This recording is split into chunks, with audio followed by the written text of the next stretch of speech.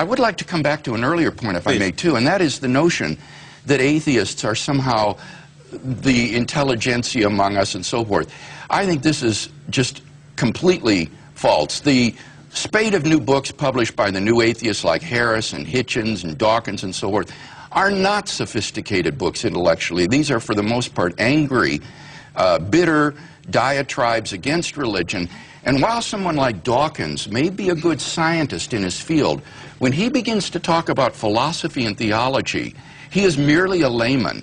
And The God Delusion is a very unsophisticated book intellectually. As a philosopher, I was just appalled at the arguments he gives in that book.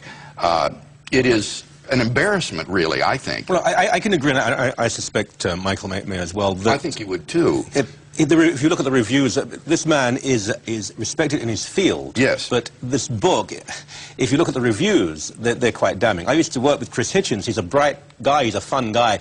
This is not a profound book. It's a fun book in many ways. So I think most people would agree that the three you mentioned in particular, Dawkins, Harris, and Hitchens, what they've written is not first-class scholarship. However, there are first-class scholars and genuine intellectuals who do not believe at all in God. Certainly there are, Michael, but there has also been, especially over the last 50 years, since the late 1960s, a literal revolution in my discipline, philosophy, in the Anglo-American world, which has brought about a renaissance of Christian philosophy, such that some of our finest philosophers at our most prestigious universities are now outspoken Bible-believing Christians. Sir? I'm sorry, where is this philosophical revolution taking place? In the Anglo-American realm. The ones dominated by assumed atheists, like people like Ayer, people like Bertrand Russell, who really dominated. Like, well, I'm sorry, I just never have heard What was the first this. thing you said? I think you meant Ayer. Oh, A.J. Ayer.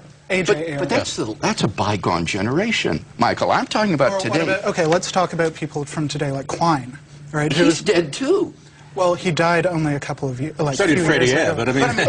let's talk about, let's name names, people like Richard Swinburne at Oxford University, Robert and Marilyn Adams at Oxford, Brian Leftow at Oxford, people like Alvin Planning at University of Notre Dame, Peter Van Inwagen, Dallas Willard, Eleanor Stump. I mean, I could go on and on naming names at top universities in America and England who are outspoken Christians, such that the face of my discipline, compared to the 1930s and 40s, when Russell and Ayer were dominant, has been utterly transformed.